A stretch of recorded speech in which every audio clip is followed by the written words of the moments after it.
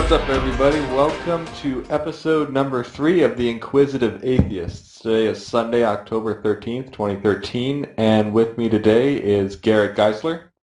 Hello, and also with us today is James Dale. Hello. There he is. So this is our first guest in the show. We are a free thought, open forum podcast talking about religion in our day-to-day lives, talking with guests like today from both sides, and studying the Bible and always asking questions. And by studying the Bible, in a sense, we have our additional podcast called the Atheist Book Club, where we are going through our first book, which is the Bible, starting from the beginning at Genesis, and we will be working our way through. So you can expect those every other week. And today we will be talking with James, getting an introduction about him, going over our current events, and our main topic. So, yeah, our main topic today is a kind of snippet of the separation between church and state, or religion in, I guess, our government, and mostly United States government, but we could be talking about other current events around the world that conflicts with their own authoritarian government or whatever have you. But corrections from last week, I just want to point out that the etymology of the word atheism, so it's Greek in that theos, which theism references God, and the prefix a reference is not, so it's not God, which basically you can say like not believe in God. So, and last week I said Latin, and I don't know why I said that, so it's Greek, my bad. Yep. So, yeah, that's the prefix a is used on a lot of different terms to be the counter or the opposite to the stance or the claim that it is. Like, for example, agnostic and Gnostic. I mean, granted, those are terms we used before, but Gnosticism is knowledge, agnosticism is not knowledge. So it's a common prefix applied to certain terms to be the counter of it. Right. So well, I'll go for it. We gotta start off with James and how he basically views the world and why he views the world he does today. What led him to his current state of opinions and position in terms of atheism versus theism. So, James, feel free to tell us about your upbringing, history, and why you're here. Okay, so thanks for having me on. Once again, my name is James Dale. And so I think this might end up being kind of short, so feel free to ask questions. But my upbringing is pretty simple, but we'll start out with, I guess, a generalization of my viewpoint, and that's that I am an agnostic atheist, and that I don't know for sure whether there is any quote-unquote higher power, but I do not believe that there is. And I have reasons for that and whatever, but I won't go into that too much. But we'll start out with my upbringing in that, so I was born and raised in Southern California, born in Fountain Valley, raised in Yorba Linda. I've known Garrett for a long time. And being from Orange County, California, it's the most conservative area in California, and I was always actually surrounded by people of faith, of different religions, predominantly different forms of Christianity. And have you been to Yucaipa? No, I have not. Doesn't even know where it is. Yeah, exactly. It's pretty conservative here. I think based on political campaigning, Orange County. Right, Orange County, as far as a whole region for voting, is the largest conservative bloc in California. Yeah, that is true. I don't necessarily believe that they are the most conservative people, especially on average, of any smaller area within California, but it's pretty conservative. And so I was always surrounded by, it's America, so Christians and Mormons, whether you think they're Christian or not, and Catholics, whether you think they're Christian or not.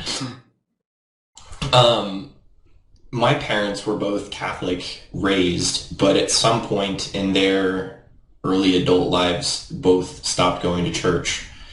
And so they didn't pass that on to me or my brother, and we never went to church growing up. But like I said, I was surrounded by it, so I had a lot of friends who did.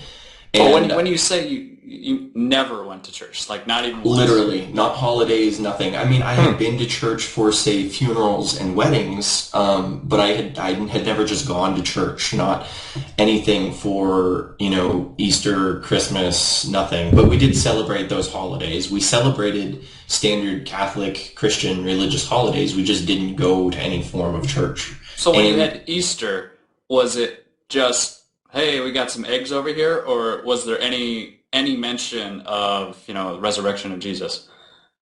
I think it's as most people celebrate Easter, and that there was an Easter bunny and eggs. No, well, some people, that's not how. I think that's only true. Well, I mean, I certainly don't know. But anyway, there was no religious context to any of it. I mean, I knew of the stories because growing up, I knew of a lot of things. I was aware of all of this stuff around me. Yeah, Okay. I had the typical like Easter Bunny type Easter celebrations where searching for the eggs and that, but Very going to much so did I, but I was just curious. but on my dad's side, like when I had on the occasions been over to his house when Easter happened to fall on the Sunday that I was over there, we did go to church over there because he did that regularly every Easter. So then he would always say to me, "Do you know the true meaning of Easter?" And it would go on from there. Did you ever ask him where the bunny came from? No, but I like the South Park answer to that question. Me too. I like their answers to lots of questions. Yeah. Oh, I don't know that answer, so what is it? Just so we can It was remind just everyone. the whole the Saint Peter, the whole story of Saint Peter. What ends up being in South Park is Peter Cottontail, and that was who Saint Peter actually was. He was just a giant rabbit. And then I believe that they went so far as to say that the Pope hat was a representation of bunny ears. Yeah, All right. that's where the bunny ears would fit if the Pope had it on. That's the hat. It's the perfect hat for a bunny.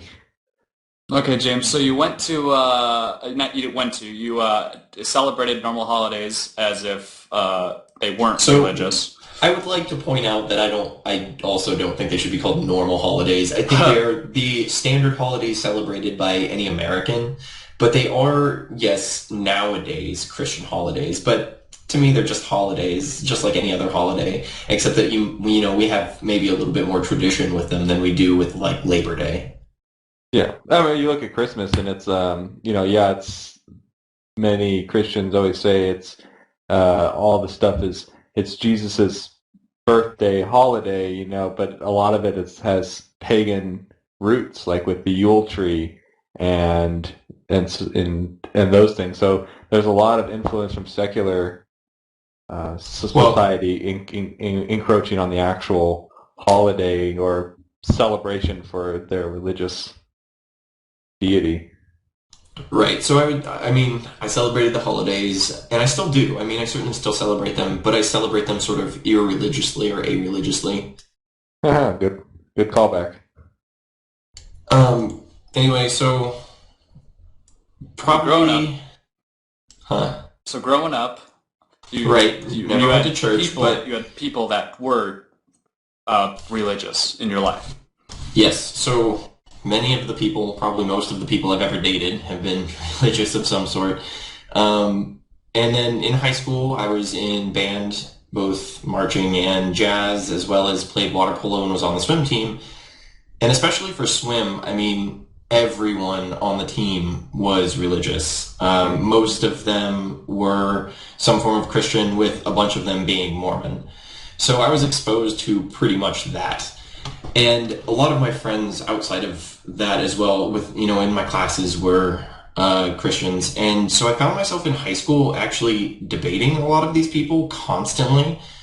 And that's sort of when I solidified what I believed, although it's always something that's, malleable and changing and as I learn more. But as far as religion goes, I think that's when I solidified my belief. And part of it was because during high school, I decided that I wanted to know about these religions. I had, in essence, like refuted, not, or I had chosen to not follow, because I had at that point. If I had chosen to follow them, I would be going to church. So I actually ended up going to a couple of churches with friends in high school to see what their churches were about, and I was just absolutely never impressed.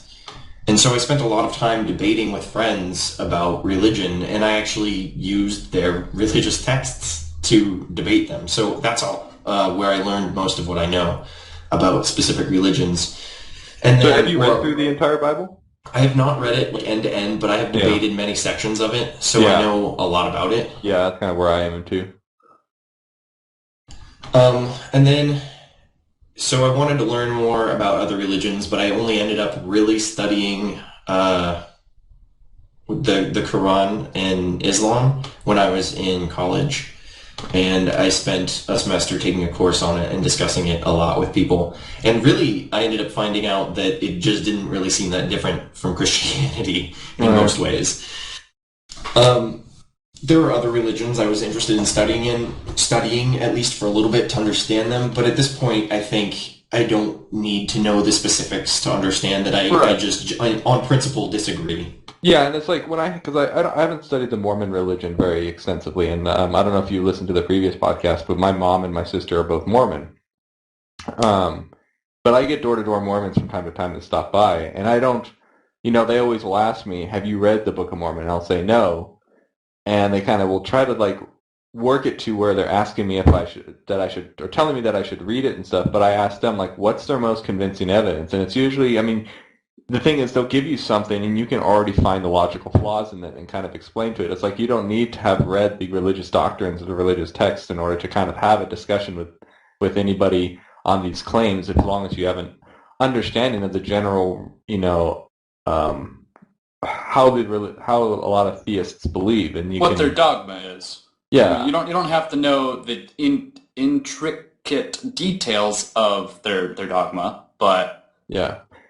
They'll come up with some sort of story, and you can just like explain to them why that is not convincing for you. So, well, yes, and I've actually found that difficult. So I too have some family not as close as yours who are Mormon. So I have an aunt and uncle on both sides, my mother's and my father's side, who are Mormon, and I have had at-length discussions with them, and it never goes well.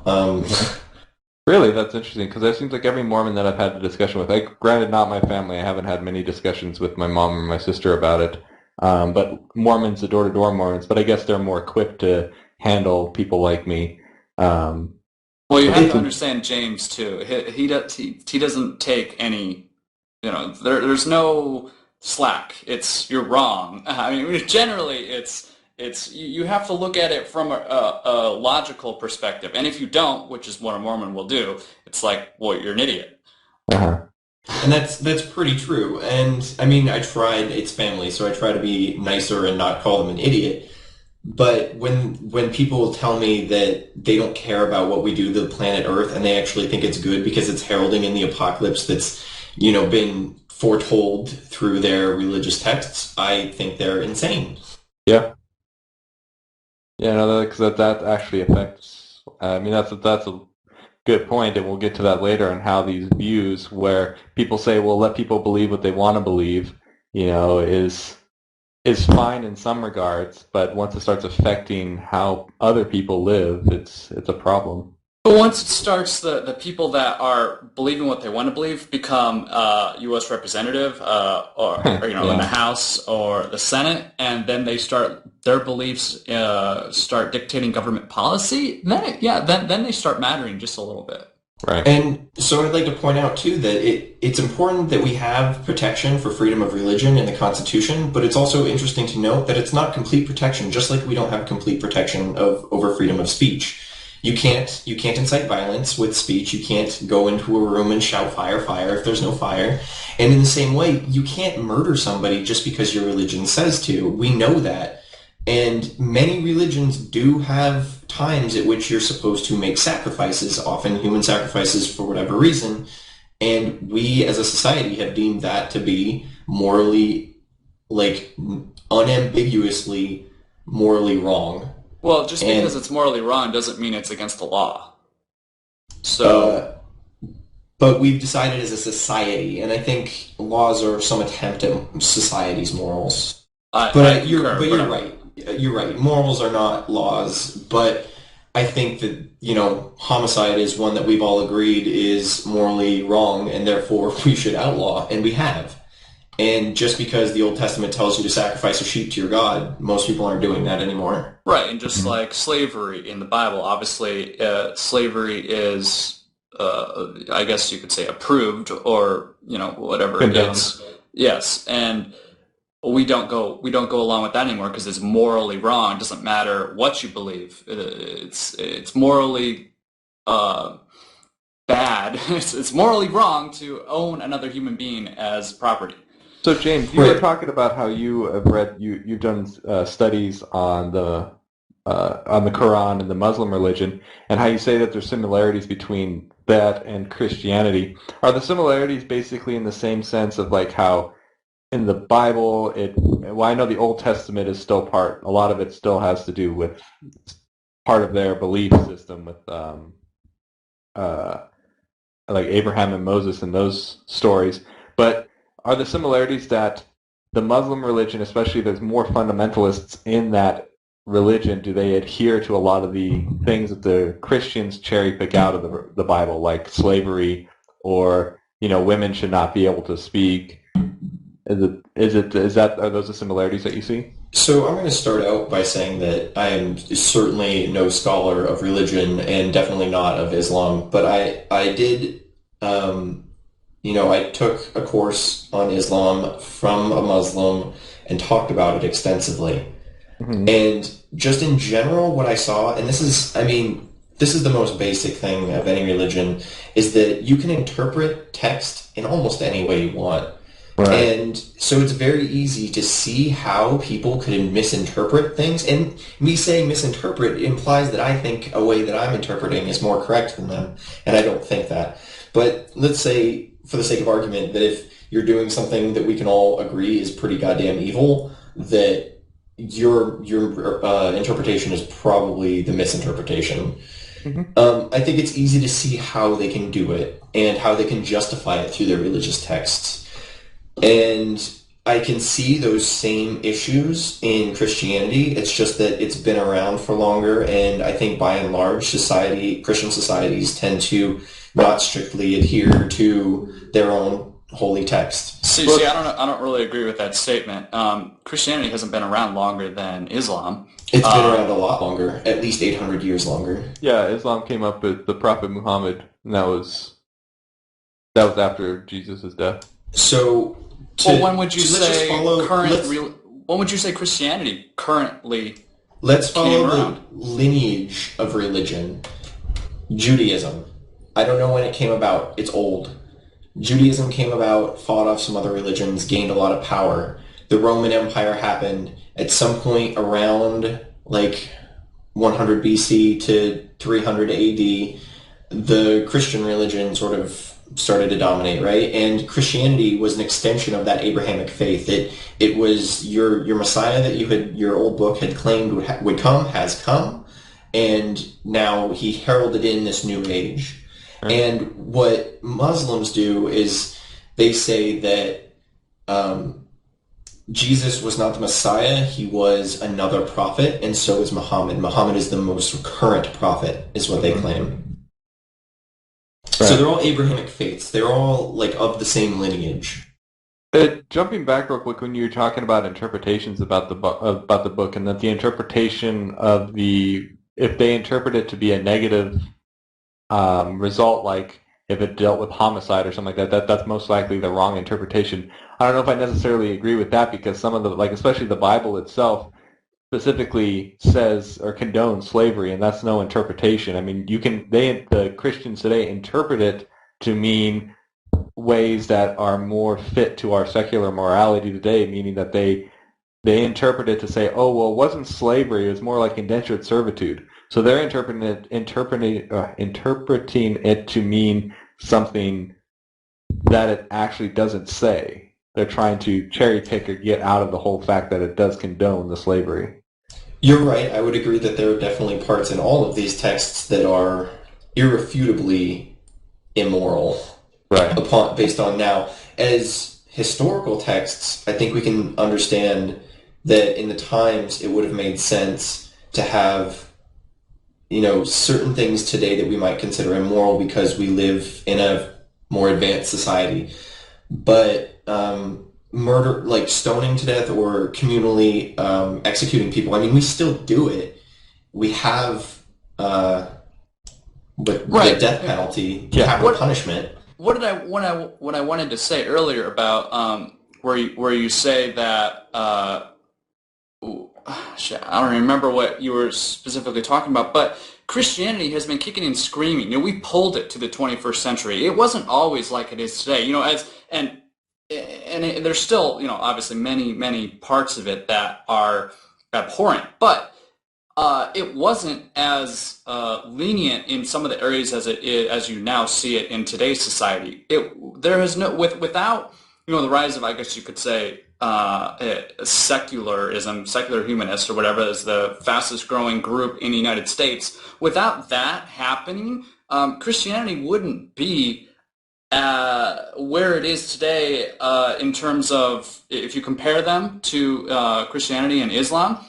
When you say, they're not that different at the core, Christianity is only more, I guess you could say, modern because of the technology and I guess you could say United States becoming more, some parts of it secular, so that we were able to just pull apart the crazy religious texts in Christianity and be like, no, that's not, we're not going to accept that in the U.S., whereas in Pakistan and Iran and Middle East, they don't have that luxury of being like, no, that's ridiculous, we're not going to follow that archaic set of beliefs. I mean, that's my opinion on the matter. I almost look at it as that the religions that are in the more, like the third world countries, they've kind of stayed more true to their roots than what Christianity has done because of the more technological advances and the freedom of communication and the freedom of knowledge and the spread of knowledge through the internet for starters. I mean, that is what has dragged Christianity to a new form of it almost from what it was back in the day. But exactly what Garrett said is it's not limited. It's certainly not limited to Christianity or Islam.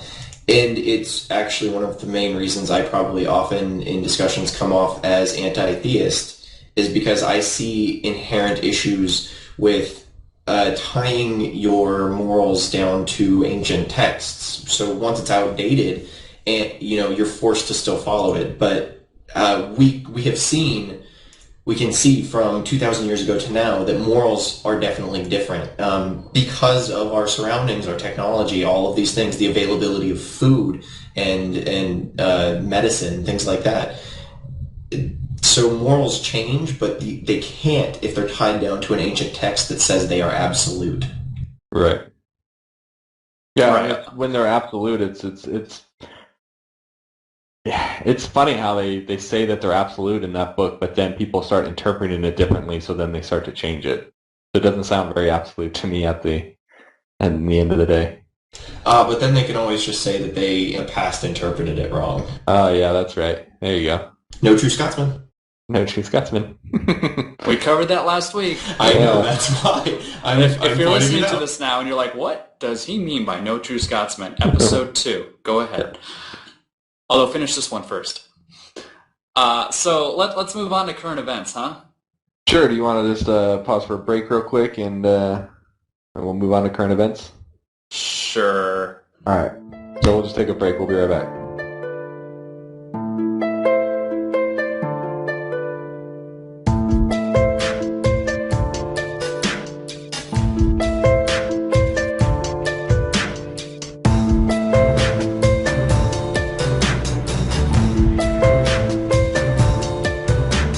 All right, welcome back, and we are now entering our current event segment. So, first topic on the list, I'll hand it over to you, Garrett, because this is your topic.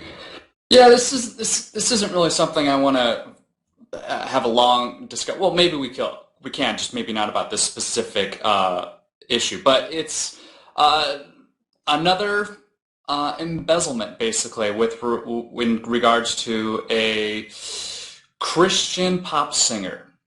So basically, a megachurch co-founded, and that's the whole craze now, right? Megachurches everywhere. So you just get these whole huge group of people that all pool all their money together into this one church, and then you have a small group of people that hoard all the money, and all the people that have donated think that it's going to some great cause. Obviously, this huge church that they're a part of, and it's doing great for the world. Well, in this case, Kong Hae, I have no idea how to pronounce this, but $20 million from this church was embezzled and pushed towards the career of this pop singer. It was the mega church financed the career of a pop singer, and I honestly I don't understand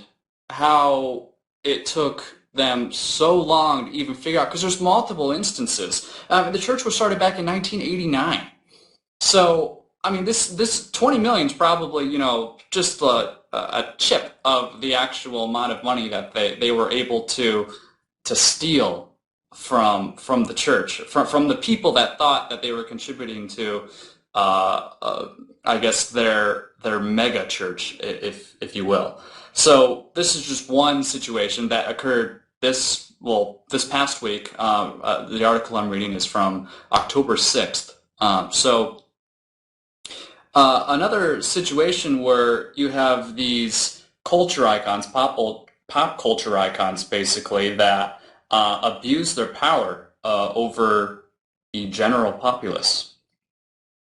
Yeah, this is an ongoing thing with those evangelicals that are on the TV gosh, I'm trying to get the word out here. The televangelists, gosh, trying to combine evangelical and I didn't television. want to bother saying it. I would have butchered it. Televangelists. I'm sure, I don't know if you guys are familiar with Peter Popoff. Any of you familiar with him? I am not. So Peter Popoff, if you look back in the 80s, I believe, and into the 90s, this guy was a televangelist who did those big mega church ceremonies where he would do the faith healing and those things, and not only the faith healings, but saying that he is speaking to the dead in a way, like talking to, and being able to like somehow hear God's voice and being able to determine people's, names and stuff just on the fly when he's coming to the crowd. And a lot of it was done through cards that people had filled out before the show, not knowing that he was going to have access to this stuff. And you guys are probably all familiar with James Randi, who's the head of the JREF, the James Randi Educational Foundation, big skeptic, magician. Yeah. Yes. He went in. He was a big fan on the Johnny Carson show, he's not a big fan. He was a big part of like the Johnny Carson show. He went on there a lot and exposed other things as well.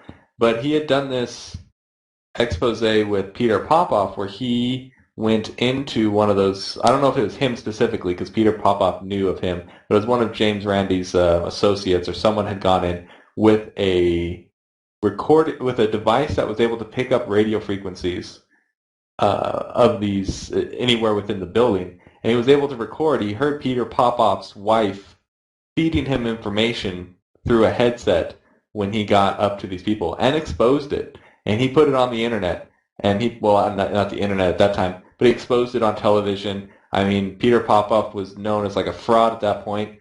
But I kid you not, it was maybe about a couple years ago on a late night program that was just one of those infomercials. It was Peter Popoff again for his miracle healing water. It's water you buy in this little packet that you send $20, and they send you this little packet of water that you're supposed to sprinkle on yourself, and it's supposed to make your debt go away. What? So it's like what's that? The Catholic condole? No, it's not. What did they do back? That's why Lutheranism was started, basically. Confession? No. It's where you had to pay money and your sins were forgiven. It's not God, what's that word? I'll figure it out. You guys continue discussing the evils of televangelists.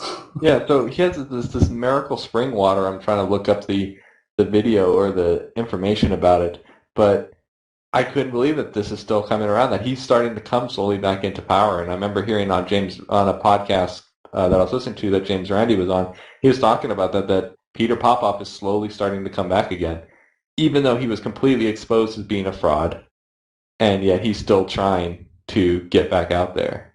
It's maddening. I mean, that's the thing. It's like these people can do this stuff, can deceive people, and yet they're still let back into society, or society still lets them back in because they have such strong faith that these people are, really talking with God. So I am a chemist and a researcher, and I focus on nanoparticles and nanomaterials. And interestingly, it's these same sort of tactics that are used to sell things to people, and it's just feeding on people's gullibility. So often you'll find, like, they sell water that you're supposed to drink that has silver nanoparticles in it, and it's supposed to, kill bacteria and keep you healthy. And these are ludicrous claims. Like, it definitely can't do that.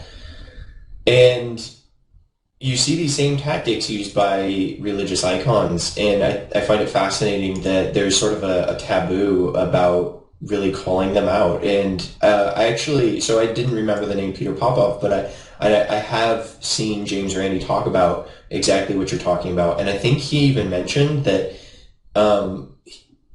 Popoff's popularity really didn't decrease at all with James Randi's outing of him I'm pretty sure he wrote a book. Yeah, he went off the grid for a while after the expose thing. Like, I'm looking at the resurgence in 1998 is kind of when his resurgence happened, because it was exposed here by James Randi in 1991, and then the resurgence started around 1998. So he sunk low for a little bit so that it, the heat kind of cooled off. So, and I think it's just as something for people to think about. It's interesting to point out that it's all about the money. These people, we call it a mega church or whatever, televangelists. We're talking about millions, tens of millions of dollars that they could take out every year, and we're not even talking about the Catholic Church. The Catholic Church is many, many times bigger than any of these little televangelists. And yet there's no one going after them and looking at the fraud there and taking money from people and how they're distributing it and all of that kind of thing. Right, because there's no checks and balances, because it's all behind closed doors. It's all non-profit. I think it's the biggest issue, non-profit part. The word I was looking for before was indulgences. So you could pay money. You could give a priest money, and they would forgive you for your sins. So, I mean, that's how it worked. It was like, at least until you moved over to the next church. If you moved towns and you had to go to a different church, you had to pay a new priest. Yeah, it's baffling, because, I mean, it's just another what we talked on earlier, is that, these are the types of things that were in effect in the past. And it's only because of you could even say other religions at that point, that they were like, that is ridiculous. In this case, Martin Luther and Lutheranism. He's like, I shouldn't have to pay to be forgiven for it. I shouldn't have to give you money so that you could forgive me for my sins. So that's just one of the many reasons why Lutheranism was started. But it's that type of thing that religion propagates. You're talking about the money aspect of it. Like here on the financial details for Peter Popoff, it says, this is according to James Randi in 1987, that Peter Popoff was taking in almost $4 million per year through his televangelism. But after the expose on The Tonight Show, he declared bankruptcy in 1987. But in 2003, Popoff Ministries received over $9.6 million, and by 2005, the amount has risen to over $23 million. So it just shows that you can fluctuate, and as long as you can find your flock of geese, your your sheep rather, you can make a lot of money deceiving people like this. Yeah. And while we're discussing these kinds of deceits and James Randi, it's another couple of people to point out are Penn and Teller and their show Bullshit. Yeah. And it's a great show by skeptics who point out a lot of the crap in ways in which the fleece is pulled over our eyes and on many occasions. Is that show still going? Because it's I'm not sure, but it was a great show for sure when it was on. And I mean, I think they were on HBO, so I always watched it on like YouTube. Yeah, but it was on Showtime. Yeah, that's all I watched it on. It was on YouTube as well, and they have it. They had like a couple seasons on Netflix at one point in time, but yeah, I don't know if that show's still going. They do a very good magic show in Las Vegas as well, where they never try to fool the audience in saying that they know magic. It's all they always refer to it as illusions and tricks.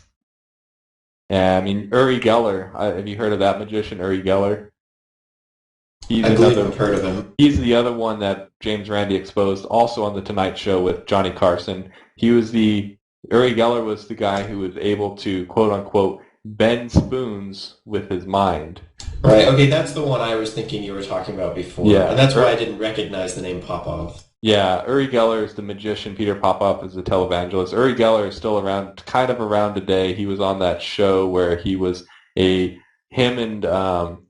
what's that guy, that mind freak guy? Chris Angel. Chris Angel. Him and Peter Popov were on this show where they were rating these up-and-coming magicians. It's kind of like an American Idol for magicians. But Chris Angel's a really big skeptic and was really ragging on Uri Geller the whole show, saying that, you're kind of a fraud and stuff. So it was kind of interesting. But yeah. That's funny because not being someone who's in the know, I've also heard a lot of bad things about Chris Angel, saying that most of his stuff is camera tricks. Yes, I was going to say, he's like walking on water and stuff. He's skeptical when he does. Well, but he doesn't claim that he's magic. He's outright saying that he does not. There's nothing magical about what he does. He doesn't come out to like not Peter Popov. Uri Geller says that he can physically bend spoons with his mind. There's no trick. It's his mind. He doesn't. It's not any type of sleight of hand. It's all this stuff. He's trying to say that he has some sort of supernatural power. I see what you're saying. And when he went on Johnny Carson, James Randi was backstage, and he told Johnny Carson to switch out the spoons that he had prepared. So Johnny Carson switched out the spoons unbeknownst to Uri Geller, and then tried to maybe he gave him a different spoon because he wanted to expose him on the show, and so did Johnny Carson. Wanted to expose him on the show, but Uri Geller just kind of hemmed and hawed and kind of said, "Oh, I'm just not feeling it today." Kind of weaseled out of it. My chakram isn't working, or all the stars aren't aligned properly for me to do this. All right. Anyway, so maybe that was the kind of point of that was to point out why people should be skeptical, I think, and that you can find it in your everyday life. People are trying to trick you in order to get your money. Yeah, go down to any type of swap meet type market thing. You're going to find lots of these things, like those bracelets that say that give you balance and there are different things like that. I don't know if one of my coworkers will ever watch this show, but if he does, wow. He hasn't taken off the balance bracelet since he put it on probably 2 years ago because he honestly thinks it helps him. And I remember the day he got it, he was like, "These things are awesome. I had somebody sell it to me, and you know what? I just feel better. I feel so much more in tune with my body." And I was like, "Are you kidding me?" And he was like, "No, here, come test it." So he takes it off, and immediately he's like, "Wow, I feel different." And I'm like, "Oh, okay, thanks." And so they do this little experiment where you're like, obviously this doesn't have to do with religion, sorry, but it's you hold out your so you hold out your hands to your side, full, so sort of I don't know, flying, like for whatever like you're doing. Like you're making an airplane. You're putting your arms straight exactly, out, right? and then you pick up a leg, so you're only on one foot. Yeah. And then he says, now brace yourself, and so he pushes down on one of your arms, and so the objective is to try to stay balanced, try to stay upright while he's pushed on your arms. And so he does that for about 10, 15 seconds or so, and you're struggling trying to stay balanced. And so then he's like, okay, now I'm going to put on the balance bracelet, and you're going to see if it's any easier. So he puts on the balance bracelet, and I put out my arms, bring out my leg, and he pushes down, and it's like, same thing, buddy. It's still really difficult because you're pushing down. You want to know how this works? I know exactly how this works and how they trick people. I know the illusion behind this trick. Okay. So when you go to these places, you put out your arms in the straight out like you're making the letter T, and you stand up on one leg. So now you don't have the bracelet on. So when the person who's selling you the product comes up behind you and he says, okay, I'm going to push down on your arm, he starts pushing down on one of your arms away from your center of gravity. So you're going to topple. Now, he puts the bracelet on your other arm, and now he makes you do the same thing, stand up in the T with one leg, but then he starts pushing down in your arm towards your center of gravity, towards your body. So you're able to stand up. You don't topple at all. It's so much easier to withstand the force being pushed down on your arm. That's the illusion. It can be done with anything. Tell him, if you want to do the demonstration to him, tell him to take off the bracelet and give him your car keys to hold in his other hand.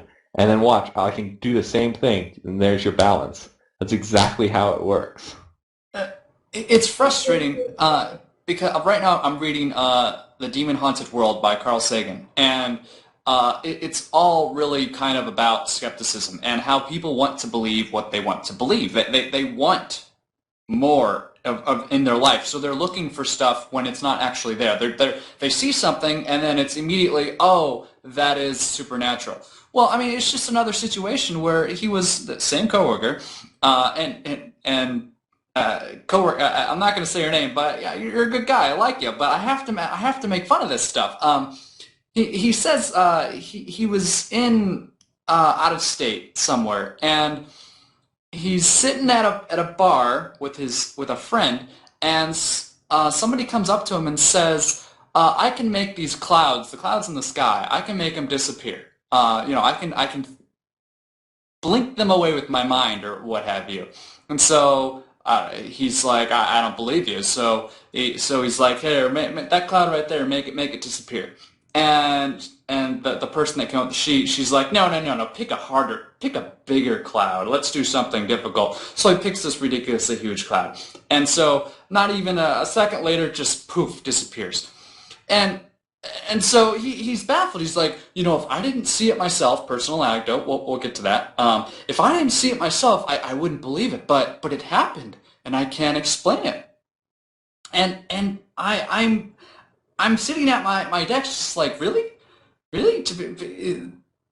There's no other explanation. Because the cloud disappeared and she happened to be talking about it, it's must be otherworldly, supernatural.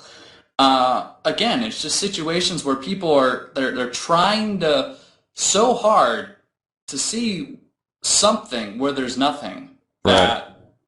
That I'm baffled. Anyway, I think we can move on to Malala. And Yeah. I don't know how to say her last name, so you can go for it, Jason. Yeah, I think it's Yousafzai. Yousafzai, I think is how it's pronounced. Sounds good. But yeah, Malala, she is from Pakistan, and she is 16 years old, and she's advocating for the education of all members of not only the Muslim society, but all members of all children in the world. She wants all people to be educated, whether they be male or female. Now, she is a woman speaking out about having women educated in Pakistan, and extremists such as the Taliban find this to be against their beliefs. Women should not be educated. Women should,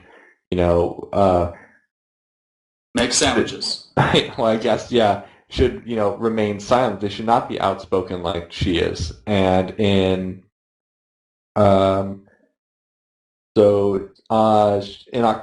9th of 2012, she was shot in the head and neck in an assassination attempt by the Taliban.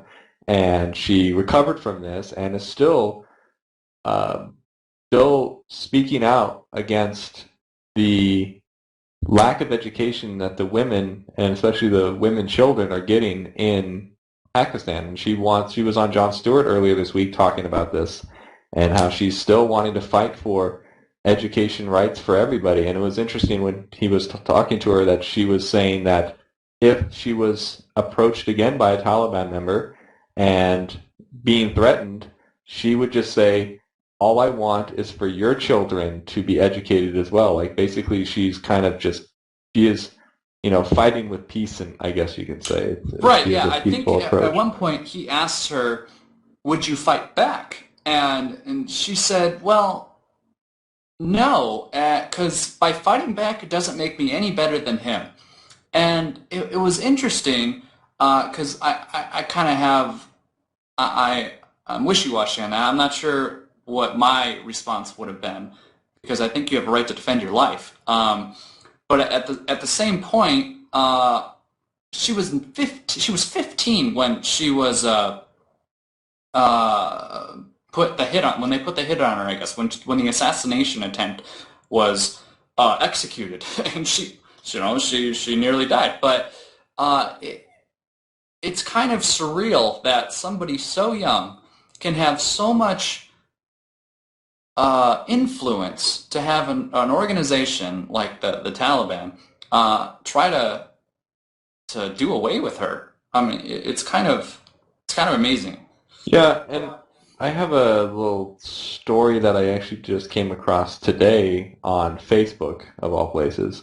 A friend of mine who is from Pakistan and who is Muslim was, posting a message promoting her, like saying she's a great voice for our nation, and that, people need to stop belittling her image and stuff, because I guess maybe people on his Facebook feed are kind of belittling her. And then there was like a comment thread between different people on there. One guy just saying, his arguments were saying, why is she any different than these other people who have been trying to do this for many years? Do they need to get shot in the head in order to be heard too? Because her voice is being heard. And a lot of it has to do with the media presenting her because of the fact that she was inflicted with this injury, so she becomes this figure. But it's a weird argument to present, to say, why is she any different? It's not that she's any different. These other people might have been doing the exact same thing she's been doing, but because the media took hold of her, this is a voice that could be sent out to many more people. I mean, I'm sure there were other people trying to fight for African American rights aside from Martin Luther King. But Martin Luther King had a voice. He was the one at the right place at the right time who was heard, and his voice spread, and he grew in popularity. And it's like, why not embrace somebody who has the voice rather than being like, just pushing her aside because she's no different than other people in the Muslim community that have had a voice or trying to get education out there. It's like, yes, she got shot in the head. It's terrible. And yes, the media has made her very prominent, but get behind it, Right. I mean, there's nothing wrong with the fact that she's she's not a talking head, but she is the focal point. And I think that's okay. Somebody has to be, and she's rising to the occasion. I mean, I wanted, James, I want a little bit from you on this, and that you've read a portion of the Quran, and what from your readings, what does it say, broadly speaking, about women?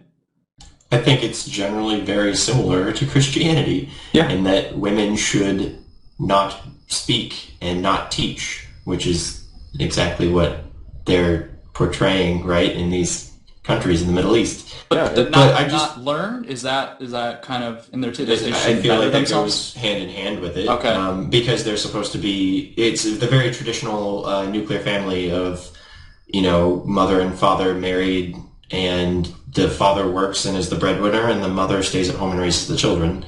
But I just wanted to say that, that's sort of the power of martyrdom, essentially. Had she died, she should have still been held up, because that's what martyrdom is someone tries to kill you for what you're saying, and it sort of raises you up on a platform. It gives you, like you're saying, that voice. And as you both said, people should embrace that. And it's not that she's special amongst the people who are saying similar things, but I don't think those other people saying those same things about educating women and all people would object to this one who, using their platform finally to get that word out. I don't think they would object to it being any one of them, including her. And I think it's silly that someone would be upset over it, it being a 16-year-old girl. If that's her, that's the platform, about education and educating everyone, and hers is the voice that the world is willing to hear, let it be. Exactly. Yeah, I completely agree with that. Okay, so we can take another short break here. Yep, we'll take a break, and we will be back with our main topic of separation between church and state.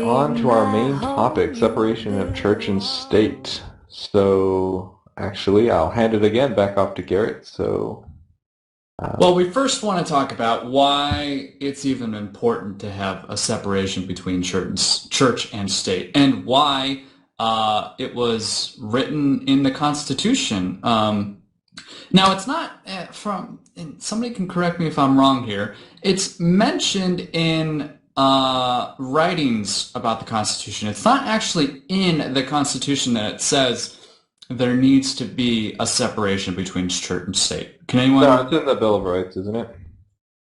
I'm pretty sure it is. I'm going to double check it right now.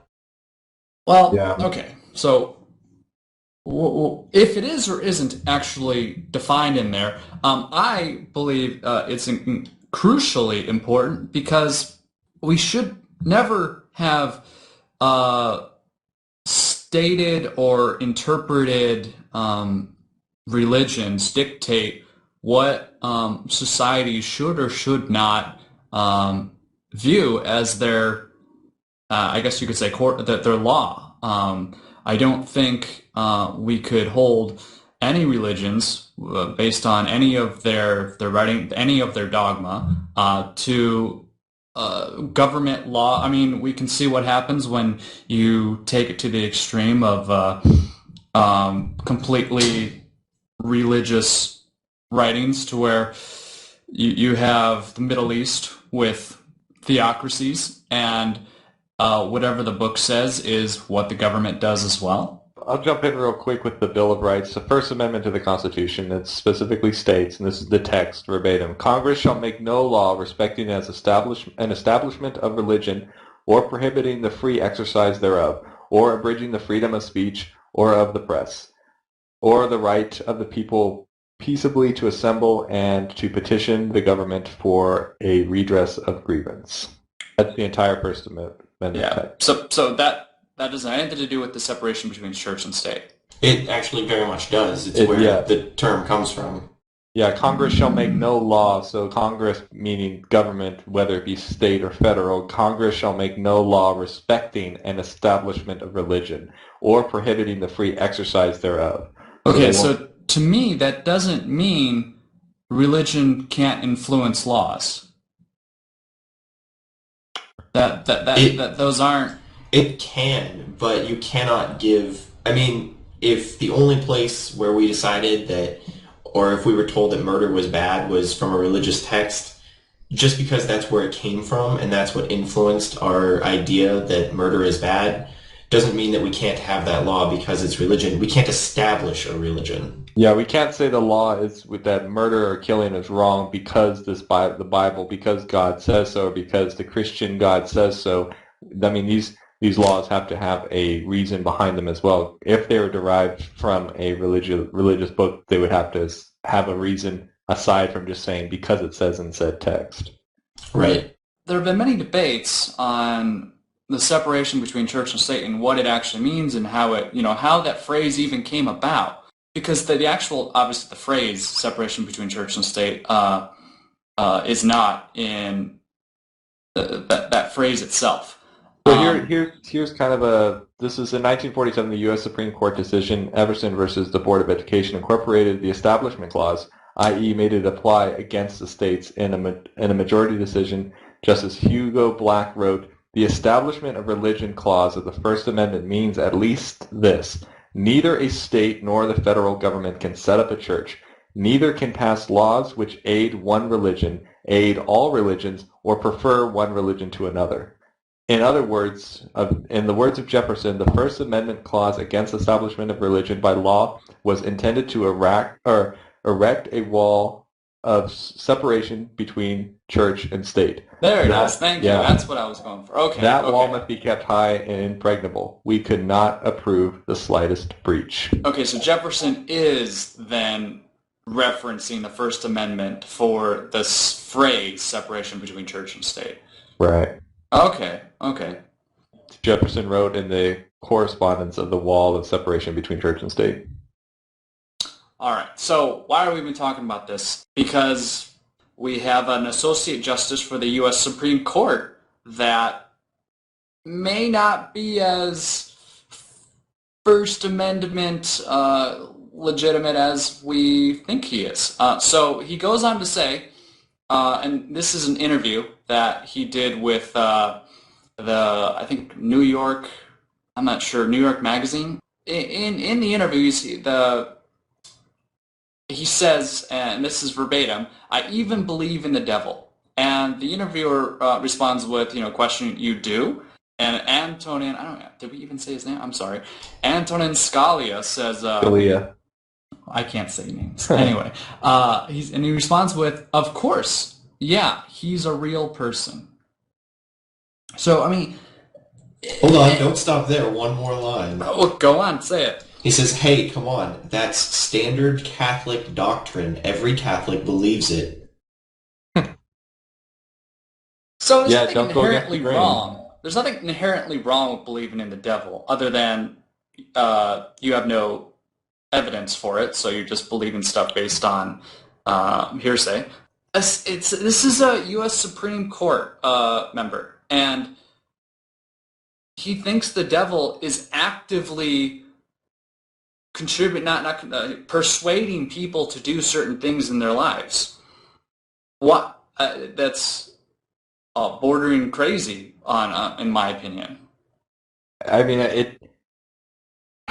a lot of it stems from having a deep-seated belief in religious doctrines can sway judgments one way or another. I mean, we expect our members of our government to not allow their religious beliefs to sway their judgments one way or another. I mean, but unfortunately in the United States, appointing a non-religious or atheist or any other, just a non-religious person into our government is few and far between.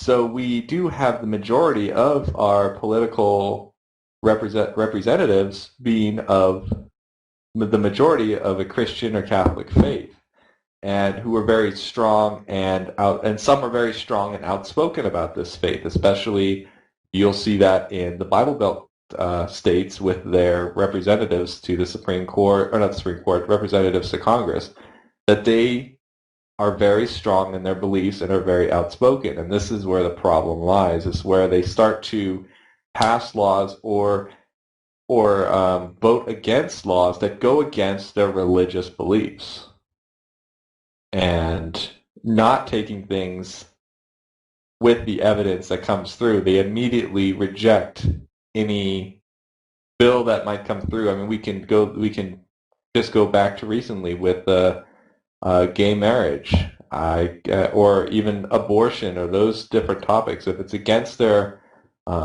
religious beliefs, they're immediately not in favor of it. Why it's important to uphold the First Amendment is because while everyone is entitled to their opinion, not everyone is entitled to have their opinions treated the same way.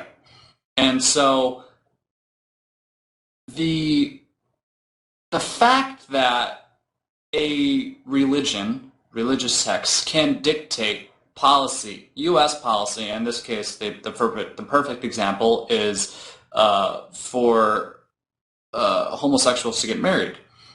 The fact that it's even a topic, and the fact that people say, well, you can get married, just don't call it religion. Just don't call it marriage, sorry. I find that it's ridiculous. It's like, well, wait. So you don't inherently have a problem with people getting, people joining together in whatever you want to call it, a union, if you will, but you have a problem with them being called married, because that is the institution of marriage and how it was started. Well, I think I mentioned this in a different podcast. Tradition should not ever dictate what we do moving forward. Just because we did something one way in the past does not mean we absolutely have to keep to that standard as we progress in the future. Exactly. It's using the word marriage. If you just hung up on the word itself, I mean, like literally, what is the point? If you're going to allow everyone to be part of a union between a man and a man or a woman and a woman and have all the same rights, but you're just taking away their ability to actually call it marriage. It's like, literally, what is the point? You guys are battling over a word. And when you talk about the tradition of marriage, I mean, back in the day, there was polygamy in marriage. I mean, not that I'm saying that this is a topic for another time, but technically I'm not against polygamy in of itself. I mean, if you have consenting adults and they all want to get married. I would say polyamory. I'm not against polyamory. What? Polygamy is, as I understand it, one male with many females specific. Oh, is it? Okay. And I think polyamory is many people, and amory, amor, love, just all it means is many people. Oh, okay. There you go. Be fair to everybody. Yeah, so polyamory, as you say it, I guess that makes sense. The suffix amora. So yeah, I would not be against that, but many people who are against same-sex marriage, I'm sure they're going to be against marriage between multiple people, like 2 or 3 people. Well, from what I understand, people. The argument comes, well, where do we stop? Why can't you get married to your dog? Well, then we can then, I know that's what when I've had debates with like my dad, for example, that was one argument. It's another logical fallacy that we can cover sometime, the slippery slope. Basically saying, yeah, why can't you get married to the dog? But it's like the dog doesn't consent. Yeah, go ahead. It's a pretty classic slippery slope argument that I think has been, proven wrong repeatedly by the simple definition of consenting adults. Exactly. And we as a society have, through the line of the age of consent, we have said that 18, well, marriage is 16, isn't it? Well, wait a second. It varies by state. Right. It varies by state? Okay.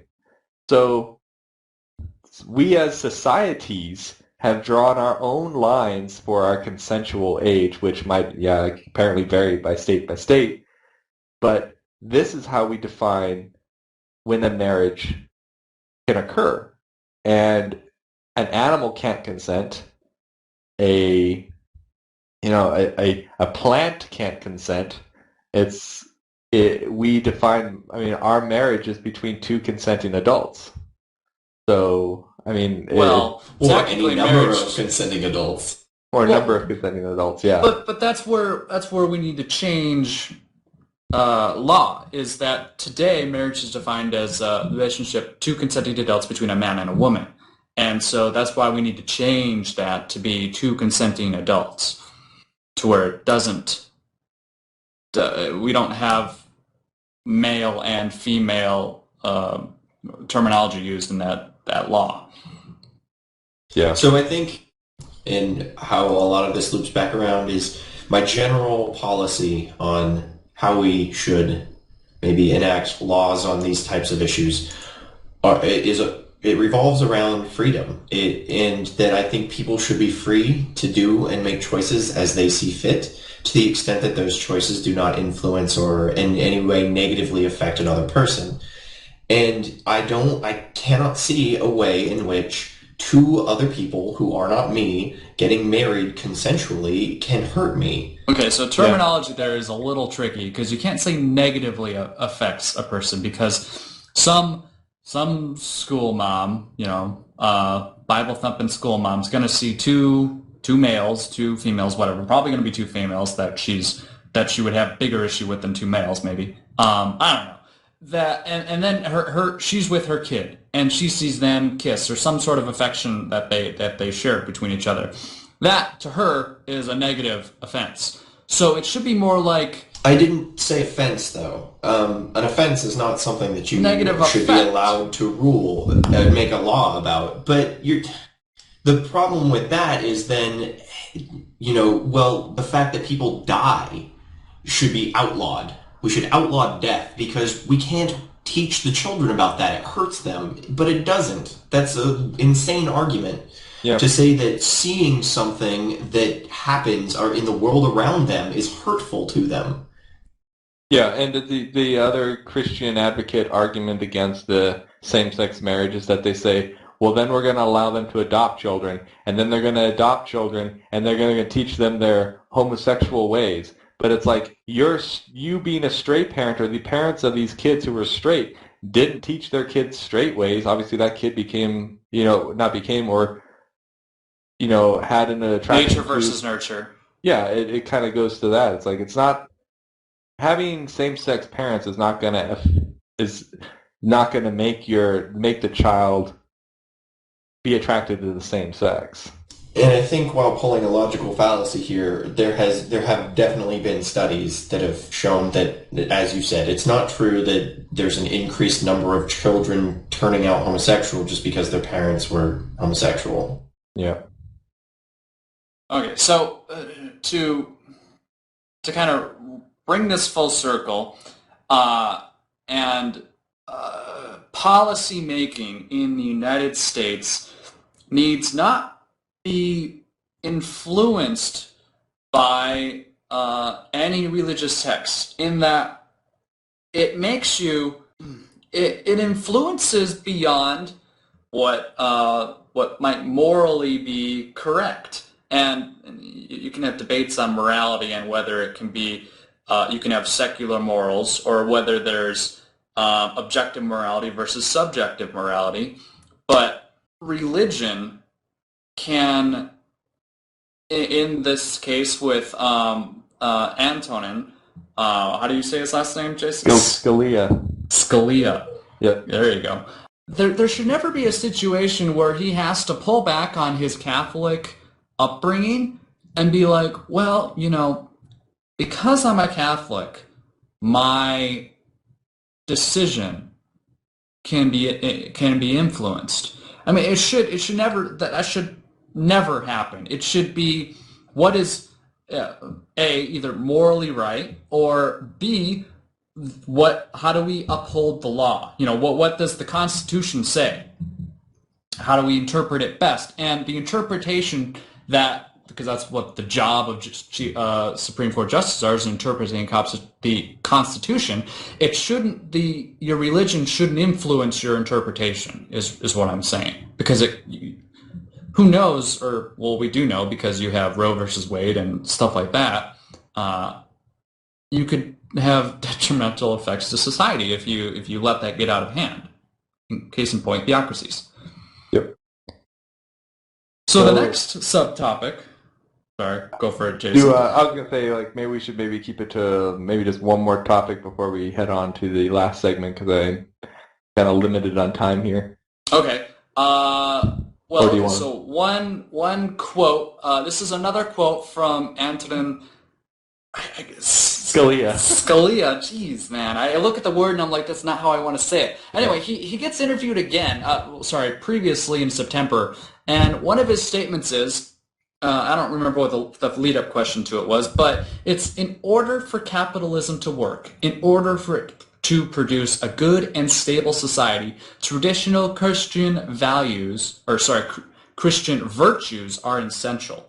So, I mean, this is from his mouth. He says, in order for capitalism to work, and this isn't a debate on whether capitalism is the only true or only great form of government or whatever economy.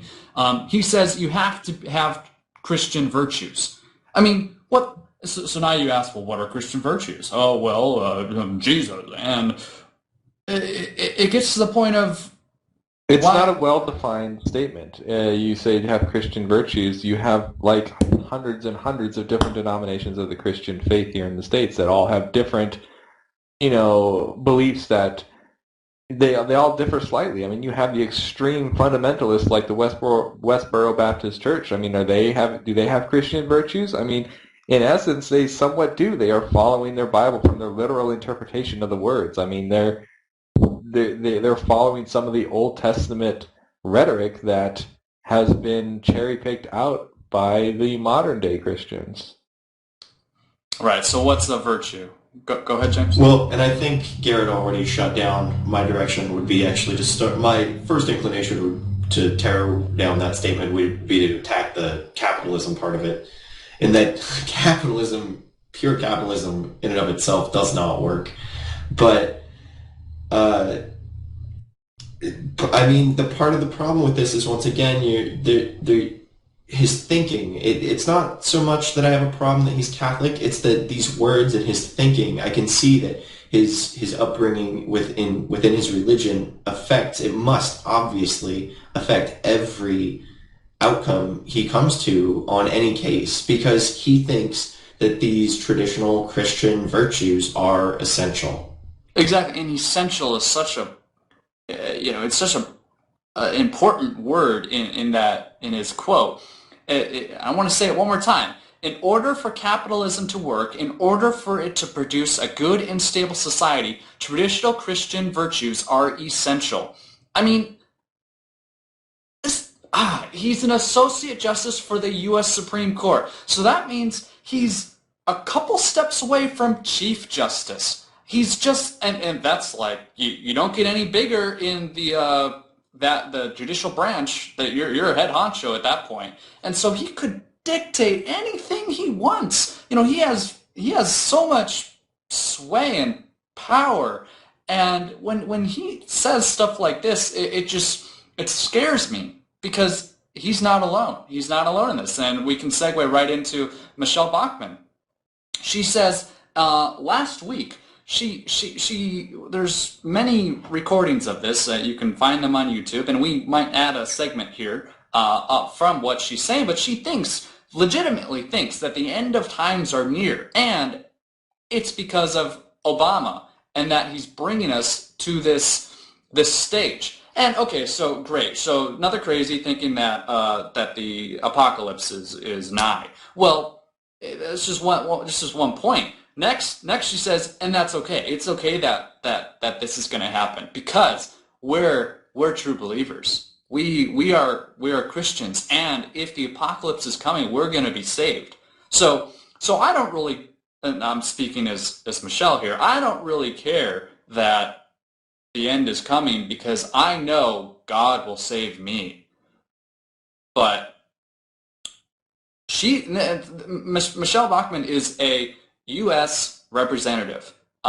She is part of United States policymakers. She creates policy. She can vote on whether or not we are going to approve this amendment or not. And it's another case of when people think like this, when they have their, I guess you could say, fundamentalism shine through, why don't other people see it as terrifying theocracy tendencies there of religion dictating how you vote? So during the DOMA Act, when Scalia voted, did he end up voting it down? Is that what the case was? 'Cause I think it was that he ended up voting it down by And I know the conservative parties like then just berated him with negativity. So You'll have to refresh me.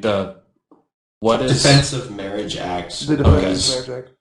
enacted, I think, at the very end of what's his name? It was the Bush era, right? No, I think it came into effect in Bush era, but I think it was Clinton. It was from Clinton. Okay. But I know because then it went back to the Supreme Court earlier this year, and they voted that it was unconstitutional. That was back in March, I believe. And I think Scalia actually voted it down, like saying that it was unconstitutional, which was a big surprise because Scalia is, the right wing's, ace up the sleeve in a sense. He's the one that always votes with them, and I think he voted against them, and I think they were just all irate because he finally, he might not have, he went against his Catholic values, I guess, if those are how he believes, and actually may have voted with an actual secular mindset. Not to say that he does that all the time, he's also had some other interesting rulings, and so. Right. In this case, he actually interpreted the Constitution appropriately,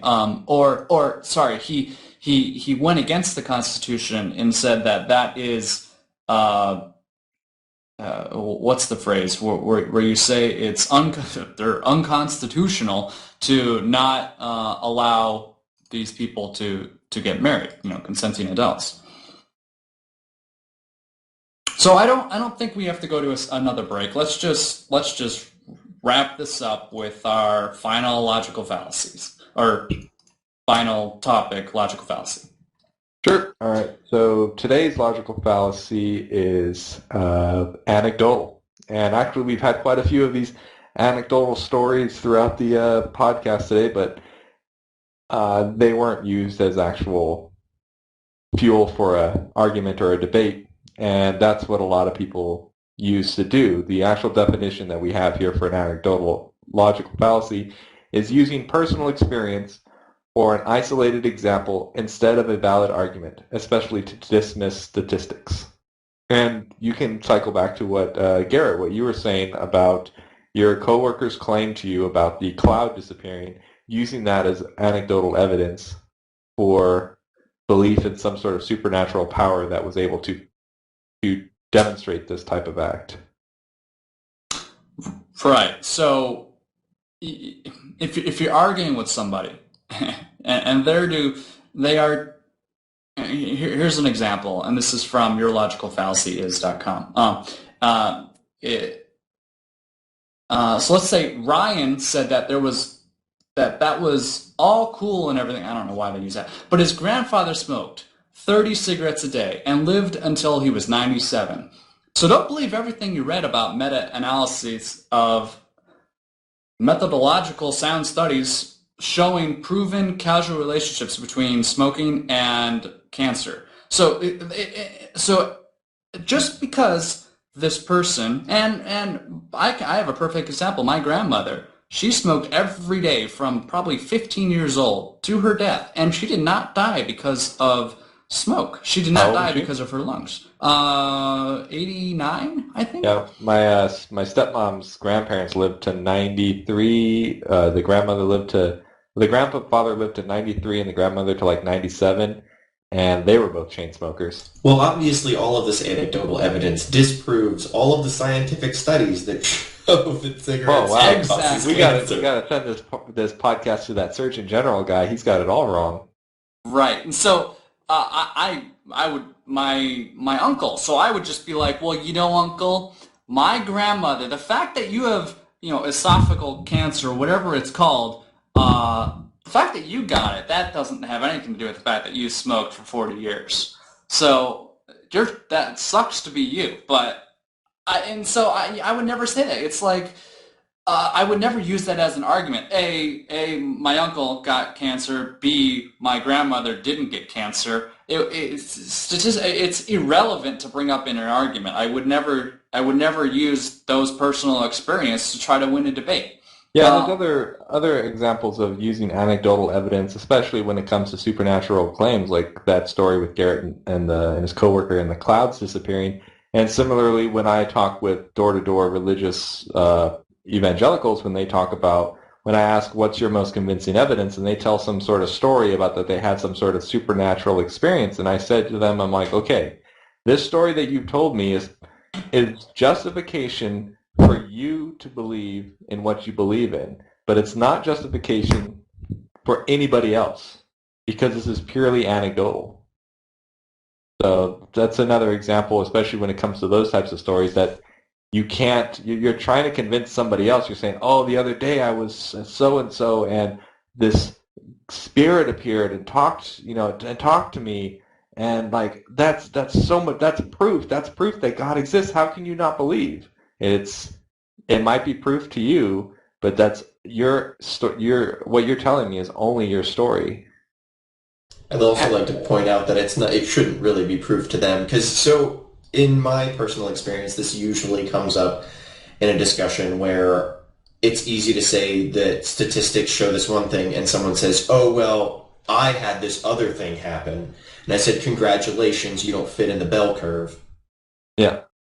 But I have a favorite phrase that I tell people whenever they bring up an anecdotal point as evidence, and it's anecdotal evidence isn't evidence. Yeah, and you can even go with the court of law. I mean, it's basically anecdotal evidence is in a lot of ways hearsay. Wait, court of law. Eyewitnesses are one of our most trusted areas of evidence. Yeah, legitimate. I guess that's true. And that's terrifying to me. That's terrifying. Yeah, actually, you should talk to some detectives and things like that. There's a lot of things about tells and whatnot. They know people lie, and they know that memory is fuzzy, and they have ways of kind of getting around that. And probably the number one way is to have multiple people have to give an eyewitness account, and those accounts have to corroboration. Yeah, right. Corroboration without collaboration. Yeah, and that's why we usually. I think I'm thinking of more of hearsay, where people are using. Saying what other people have said without that person actually being present. Right. So I'm trying to think of a good example of religious argument where you could use anecdotal example. Well, that is the example. I mean, my example of just when they say they have experienced some sort of supernatural, like a dream event of some sort. Not even a dream. Let's say they're even God spoke to them. Yeah, right. Like I was walking through the park at 10 o'clock at night, and all of a sudden this light turned on, and this person was standing under the light, and he talked to me, and then the light turned off, and he was gone. Or even if it was like something completely bizarre, like they said, like it was in the middle of day, and this spirit, descended from the heavens and landed in front of me and talked to me, and then ascended away. Like that's anecdotal evidence. Once again, you're trying to argue your case by telling me a story that occurred to you, which I have no way of corroborating. Understood. All right, so to wrap this up, comments, feedback, criticisms, anything, send it to talk@theinquisitiveatheists.com. Send any type of information you want there. Tell us how you enjoy this podcast. Our website, where you can find these podcasts, if not on iTunes, you can find it on theinquisitiveatheists.com. You can also find each one of us, or actually, I don't know, James, do you have a Twitter handle? Yeah, how does somebody get a hold of you, James? I am not on Twitter. Not on Twitter. All right, well, you can send emails to the podcast, and if you have questions for James, we'll relay them to him. But you can find myself on Twitter at JSO2K, and you can find Garrett on Twitter at Garrett Geisler. Thank you so much, James, for being on the show. It's actually a lot of fun.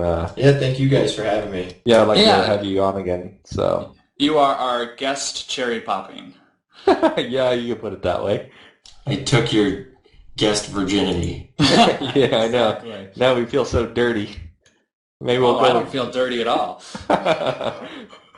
Yeah. All right. This All is right, well- fantastic. So yeah, I'm glad everybody was able to come. This is our first remote podcast as well. So if you do have comments on that, we're not all in the same room where the other podcasts were done like that. So hopefully the audio quality and everything turned out to everyone's listener satisfaction.